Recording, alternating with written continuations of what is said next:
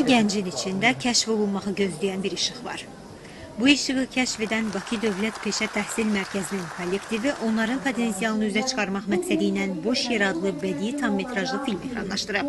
Nizami Kino Mərkəzində təqdimat mərasimi keçirilən ekran işi tələbələr üçün həm bir məktəb oldu, həm də onlara böyük təcrübə qazandırdı.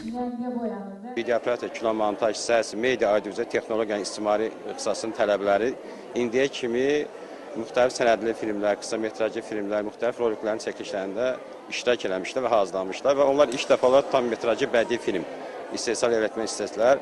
Bu tamamilə məktəbin daxili resursları imkanına başa gəldi və onlar tələbə müəllimlər bir yerdə həm aktyorluğunu elədilər, həm çəkilişin, həm işıq, səs. Film onların kinoya ilk addımlarıdır desək yanılmarıq. Çünki onları həm mən peşəkar sənətdə özlərini idarə etməklərini başa salırdım. Biz burada bir kontrast göstəririk ki, həyatda ətrafımızda, bizim ətrafımızda tanıdığımız insanlarda hər biri insanın daxilində nəsə bir boşluq var. O boşluq diqqətsizlikdənmi, sevgisizlikdənmi və yaxud da ki, itkilərdənmi yaranır, onu biz göstərməyə çalışırıq filmdə.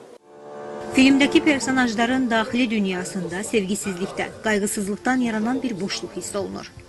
Amma buna baxmayaraq, onlar arzularının ardınca gedir və məqsədlərinə çatırlar.